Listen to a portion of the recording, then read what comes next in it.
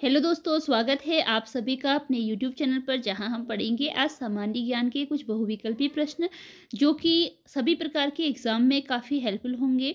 जैसे कि आप उत्तराखंड एलटी की तैयारी कर रहे हो, वहां भी अब सामान्य ज्ञान के क्वेश्चन पूछे जाने लगे हैं और उत्तराखंड प्रवक्ता में तो स्क्रीनिंग के लिए पूछे ही जाते हैं। उसके अतिरिक्त समूह गौ, पीसीएस, लोअर पीसीएस या किसी भी राज्य की परीक्षा की तैयारी कर रहे हैं तो सामान्य ज्ञान के क्वेश्चन पूछे जाते हैं। तो चलिए स्टार्ट करते हैं अपनी क्लास को। आज का पहला प्रश्न है, निम्नलिखित में कौन सा क्षेत्र प्राचीन काल में मगध के नाम से जाना जाता था। यहाँ पर आपको वह क्षेत्र बताना है जो कि प्राचीन काल में मगध के नाम से जाना जाता था। ठीक है, मगध के नाम से जो जाना जाता था। ऑप्शन दिए गए हैं, तो चलिए देखते हैं इसका राइट आंसर क्या है। इसका राइट आंसर ऑप्शन ए है। गंगा का जो दक्षिणी क्षेत्र था यह प्राचीन काल में मगध के नाम से जाना जाता था। अगला प्रश्न है, ऋग्वेद की मूल रचना रिक्त भाषा में हुई थी। तो ऋग्वेद जो ग्रंथ है इसकी मूल रचना किस भाषा में हुई थी, वह भाषा आपको बतानी है। राइट आंसर है इसके लिए ऑप्शन बी, संस्कृत। संस्कृत भाषा में इसकी रचना हुई थी। तो फटाफट मैं क्वेश्चन करवा रही हूँ। अगर आपको ज़्यादा टाइम आंसर ढूंढने में टाइम लग रहा हो तो आप वीडियो पॉज करके देख सकते हैं, आंसर अपना सेलेक्ट कर सकते हैं पहले। अगला प्रश्न है, वृत्त जो ग्लोब पर दिन को रात से विभाजित करता है डैश कहलाता है। वह वृत्त जो ग्लोब पर दिन को रात से विभाजित करता है अर्थात कि अलग करता है, वह क्या कहलाता है। राइट आंसर है इसके लिए ऑप्शन ए, प्रदीप्ति वृत्त। वह कहलाता है प्रदीप्ति वृत्त। अगला प्रश्न है, पृथ्वी की अक्ष एक काल्पनिक रेखा है। पृथ्वी की अक्ष एक काल्पनिक रेखा है जो इसके कक्षीय समतल से डैश का कोण बनाती है। जो पृथ्वी का अक्ष है जो कि काल्पनिक रेखा है वह इसके कक्षीय समतल पर कितना कोण बनाती है, कितने अंश का कोण बनाती है, यह बताना है आपको। चलिए देखते हैं। राइट आंसर है इसका ऑप्शन सी, 66 से 1/2 अंश का यह कोण बनाती है। अगला प्रश्न है, पारंपरिक रूप से चिन्हित ए को दर्शाता है। जो हम पढ़ते हैं मैप में, तो जो आपका ए है यहाँ पर आपको लिख के दिया है ABCD। तो मैप में किस प्रकार हम इनको क्या चीज़ दर्शाता है। अगर यहाँ ए दिया है तो यह किसको दर्शाता है, बी किसको दर्शाता है, सी और डी किसको दर्शाते हैं, ये आपको बताना है। इसमें फिलहाल आपसे पूछा गया है ए के लिए कि ए आपको किस चीज़ को दर्शा रहा है, कौन सी दिशा, मतलब कि कौन सी दिशा दर्शा रहा है। इसका राइट आंसर है ऑप्शन डी, ये दिखाता है पश्चिम दिशा को। यहाँ पर आता है पश्चिम दिशा, यहाँ आ जाती है पूर्व दिशा। ठीक है, ये दिखाता है पश्चिम दिशा, यह पूर्व दिशा, यहाँ पर आता है उत्तर दिशा और यहाँ पर आती है दक्षिण दिशा। आपने मैप वाले क्वेश्चन करे ही होंगे, आपको पता ही होगा। तो यहाँ का आपका आ जाता है पश्चिम दिशा, यहाँ आ जाती है पूर्व दिशा, यहाँ आ जाती है उत्तर दिशा और ये आ जाती है दक्षिण दिशा। ठीक है, अगला प्रश्न है, लक्षद्वीप समूह में स्थित है। तो लक्षद्वीप समूह डैश में स्थित है। लक्षद्वीप समूह कहाँ स्थित है, डैश के लिए आपको रिक्त स्थान भरना है। इसके लिए ऑप्शन डी राइट आंसर है। इनमें से कोई नहीं, इसमें से कोई भी इसका सही आंसर नहीं है।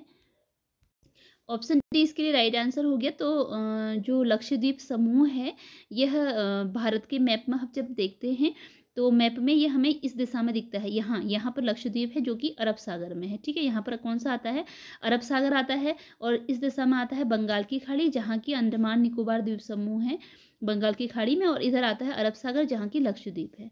ठीक है, तो इसके लिए ऑप्शन लक्षद्वीप इसमें नहीं दिया गया है, इसलिए इसका ऑप्शन डी राइट आंसर है।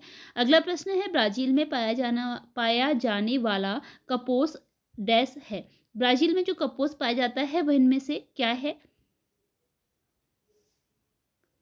राइट आंसर है इसके लिए ऑप्शन सी, एक उष्णकटिबंधीय घास का मैदान। उष्णकटिबंधीय घास का मैदान जो ब्राजील में पाया जाता है वो कपोस नाम से जाना जाता है। समप्रति के लिए संयुक्त शब्द होगा। जो सम और प्रति जब मिलकर बनेंगे तो इसके लिए संयुक्त शब्द कौन सा होगा। इसका राइट आंसर है ऑप्शन ए, इसके लिए संयुक्त शब्द होता है संप्रति। सम धन प्रति इसका जो संयुक्त शब्द है। अगला प्रश्न है, शुद्ध शब्द का चयन कीजिए। यहाँ पर कुछ शब्द दिए गए हैं, इसमें से शुद्ध शब्द का आपको चयन करना है कि कौन सा शब्द शुद्ध है। यहाँ पर लिखा गया है श्रम। श्रम यहाँ पर भ्रम है, जो कि भ्रम है, ये श्रम है। ठीक है, इनका सही रूप बताना है, कौन सा सही तरीके से लिखा गया है। तो इसका राइट आंसर ऑप्शन ए है, श्रम इसी प्रकार लिखा जाता है। यहाँ पर यह है भ्रम, भ्रम इस प्रकार लिखा जाता है, जो कि गलत तरीके से लिखा गया है, और श्रम को ही अगला रूप श्रम का इस तरीके से दिया गया है। अगला क्वेश्चन है, अशुद्ध शब्द का चयन कीजिए। यहाँ पर अशुद्ध शब्द है, उसको चयनित करना है। अशुद्ध अर्थात कि जो गलत तरीके से लिखा गया है। इसका राइट आंसर ऑप्शन बी है, परिणाम लिखा गया है, जो कि प्रणाम इस प्रकार होता है, और स्कूल सही है। अगला प्रश्न है,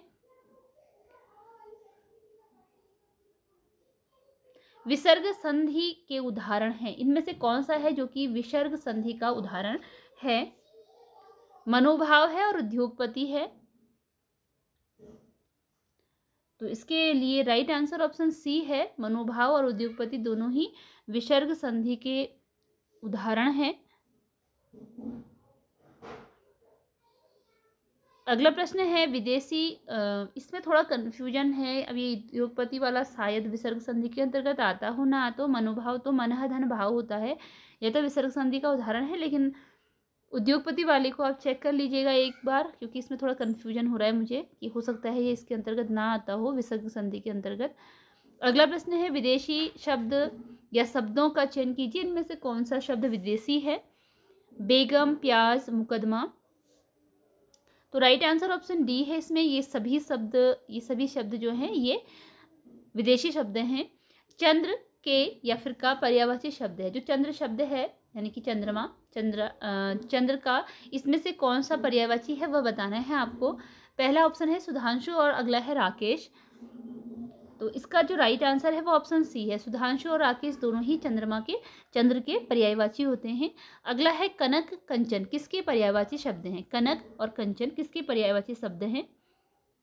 राइट आंसर ऑप्शन बी है, सोना, सोना शब्द के पर्यायवाची होते हैं कनक और कंचन। कुटिल का पर्यायवाची है, कुटिल का पर्यायवाची शब्द क्या होगा?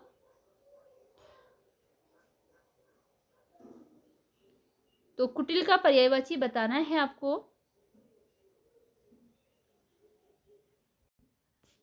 इसका राइट आंसर होगा ऑप्शन बी, कुटिल का पर्यायवाची होता है कठिन। अगला है पुस्तक का आलय, और जिसका बनता है पुस्तकालय। पुस्तक आलय में कौन सा समास है? पुस्तक का आलय अर्थात कि पुस्तकालय, तो इसमें कौन सा समास है? इसके लिए राइट आंसर है ऑप्शन ए, इसमें तत्पुरुष समास है। पुस्तकालय में पुस्तक का आलय, तो इसके लिए राइट आंसर ऑप्शन ए है। अगला प्रश्न है, वाक्य में क्रिया और संज्ञा सर्वनाम के बीच पाए जाने वाले संबंधों को, वाक्य में क्रिया और संज्ञा सर्वनाम के बीच पाए जाने वाले संबंधों को डैश कहते हैं। राइट आंसर ऑप्शन बी है, इसे कहते हैं कारक।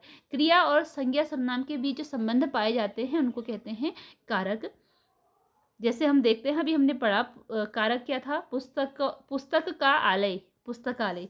तो पुस्तक का आलय, यहाँ पर हम पढ़ रहे हैं जो इनके बीच में जो संबंध स्थापित कर रहा है वो कौन सा? का शब्द, जो कि क्या है?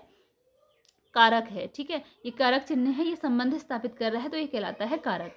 अगला है, संज्ञा और सर्वनाम की डैश बताने वाले रूप को डैश कहते हैं।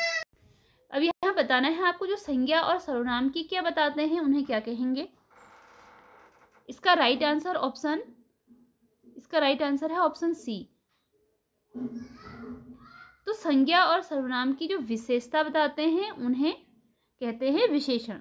संज्ञा और सर्वनाम की विशेषता बताने वाले रूप को विशेषण कहा जाता है। ऑप्शन सी इसमें राइट आंसर है।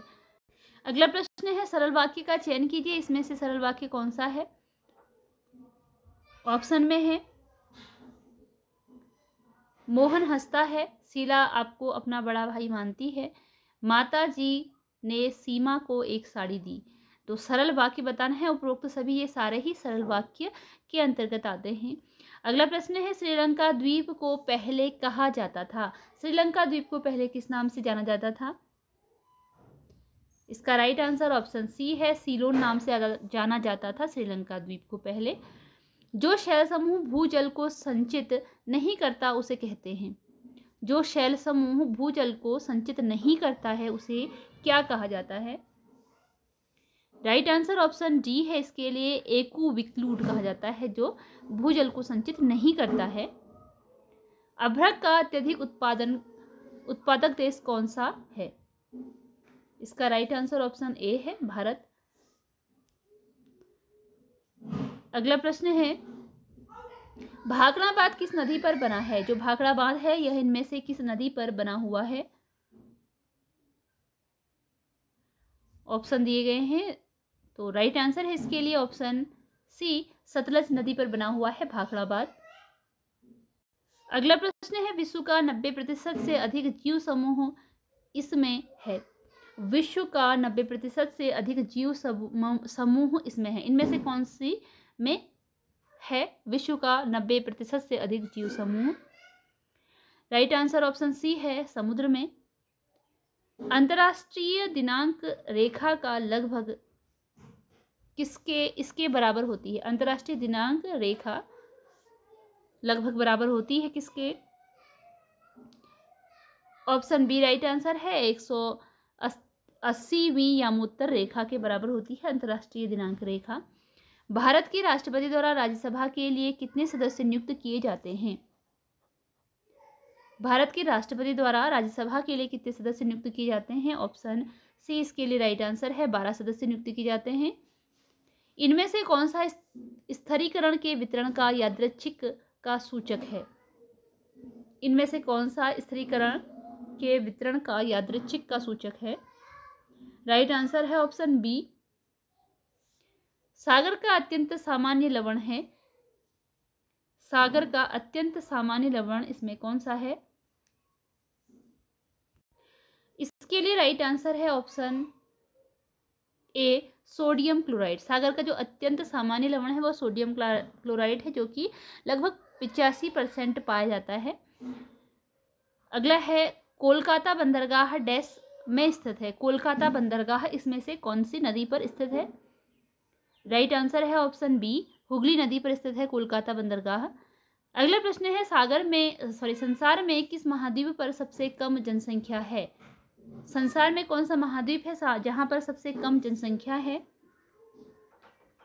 राइट आंसर ऑप्शन बी है, ऑस्ट्रेलिया है जहां पर सबसे कम जनसंख्या है। लद्दाख में पाए जाने वाले पंगास डैश हैं। जो लद्दाख में पंगास पाए जाते हैं वह इनमें से क्या है? इसका राइट आंसर है ऑप्शन ए, जो लद्दाख में गंपास हैं। जो लद्दाख में गंपास हैं यह है बौद्ध विहार मंदिर। ठीक है, गंपास लद्दाख में जो पाए जाते हैं यह बौद्ध विहार मंदिर हैं। ऑप्शन ए राइट आंसर है। अगला प्रश्न है, चित्र दिया गया है, यह चित्र क्या प्रस्तुत किया करता है? एक ओर ठंडी हवा है, दूसरी ओर गर्म वायु है, तो ये क्या प्रस्तुत करता है यह बताना है आपको। इसके लिए राइट आंसर है ऑप्शन सी, चक्रवाती वर्षा। जो यह चित्र है यह हमें चक्रवाती वर्षा को प्रदर्शित कर रहा है। वायुमंडलीय दाब मापने के लिए डैश प्रयोग किया जाता है? वायुमंडलीय दाब मापने के लिए प्रयुक्त किया जाता है? राइट आंसर ऑप्शन ए है, बैरोमीटर का प्रयोग किया जाता है वायुमंडलीय दाब मापने के लिए। अगला प्रश्न है,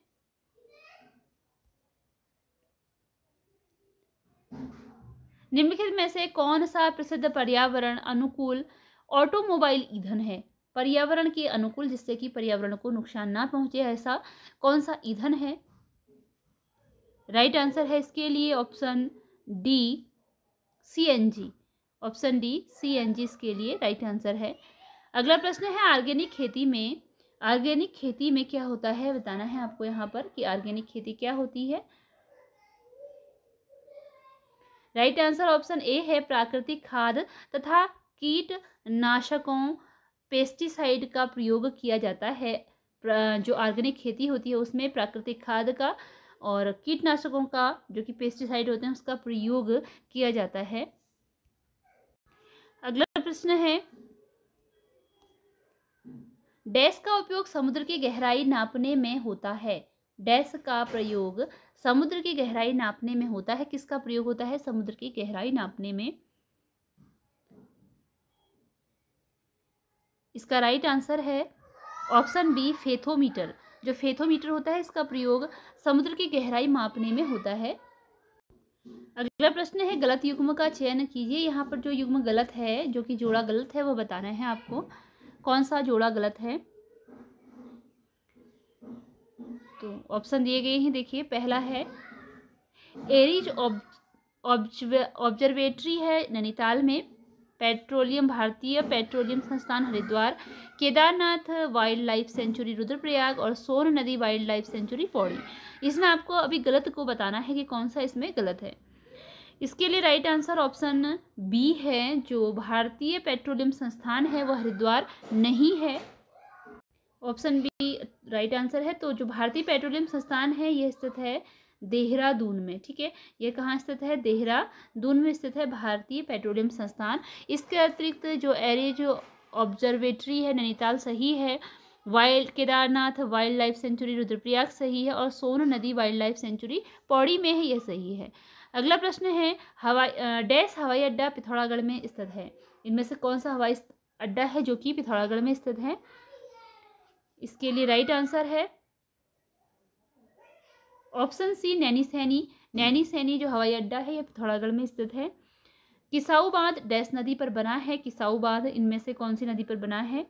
ऑप्शन है राइट टॉन्स नदी पर बना हुआ है किसाऊ बांध। हिंदुस्तान मशीन टूल्स स्थित है। इसके लिए राइट आंसर ऑप्शन बी है, नैनीताल में स्थित है। राज्यसभा के सदस्य हैं, इसका राइट आंसर है। अच्छा, ये पुराना है जो डाटा है।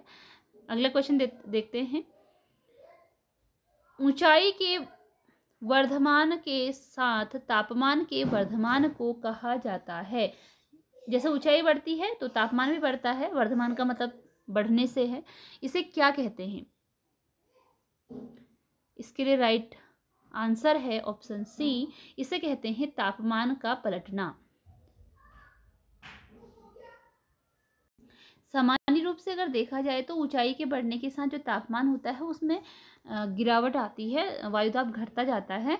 लेकिन यहाँ पर क्वेश्चन इस प्रकार दिया है आपको, तो इसका राइट आंसर ऑप्शन सी है। अगला प्रश्न है पृथ्वी के परिभ्रमण से होने वाली हवा के झुकाव को डैश कहते हैं।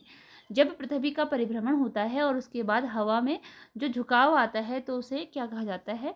इसके लिए ऑप्शन दिए गए हैं और राइट आंसर है ऑप्शन ए, उसे कहते हैं कोरियोलिस प्रभाव। जब हवा के परिभ्रमण से होने वाली हवा, पृथ्वी के परिभ्रमण से होने वाली हवा के झुकाव को हम कहते हैं कोरियोलिस प्रभाव कहा जाता है। अगला प्रश्न है निम्न में कौन से प्राथमिक ग्रीन हाउस गैस जागतिक तापमान की बढ़ोतरी में अपना योगदान नहीं दे रहे हैं? कौन से हैं जो कि तापमान के बढ़ने के लिए रिस्पॉन्सिबल नहीं है, मतलब कि कारण नहीं है? कौन सा जो नहीं है वो बताना है आपको इसमें। इसका राइट आंसर है ऑप्शन ए, जलवाष्प। तो ग्रीन हाउस गैस में जो जागतिक तापमान की बढ़ोतरी हो रही है उसमें योगदान नहीं दे रहा है जलवाष्प, जबकि कार्बन डाइऑक्साइड, हाइड्रोजन और मीथेन के कारण तापमान बढ़ रहा है। देखते हैं अगला प्रश्न। अगला प्रश्न है उष्णवलयिक प्रदेशों की हवा के प्रतिशत जलवाष्प गरिष्ठ रूप में डैश होंगे। तो इसके लिए राइट आंसर बताना है और राइट आंसर है ऑप्शन ए, 4%। अगला है एक पेन्ने मैदानी प्रदेश के क्षरण का क्लासिकल भू आकृतिक चक्र का डैश है। ऑप्शन बी, अंतिम उत्पाद है। इनमें कौन सा स्ट्रीम लोड का घटक नहीं है? जो नहीं है वह बताना है आपको और इसके लिए राइट आंसर है ऑप्शन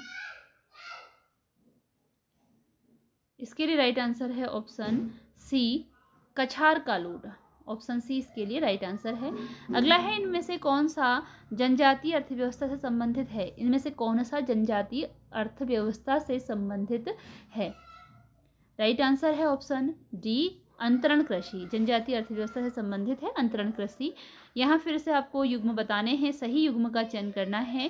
कार्बेट नेशनल पार्क के लिए है Nainital, Rajaji national park Tehri, Govind national park Uttarkashi.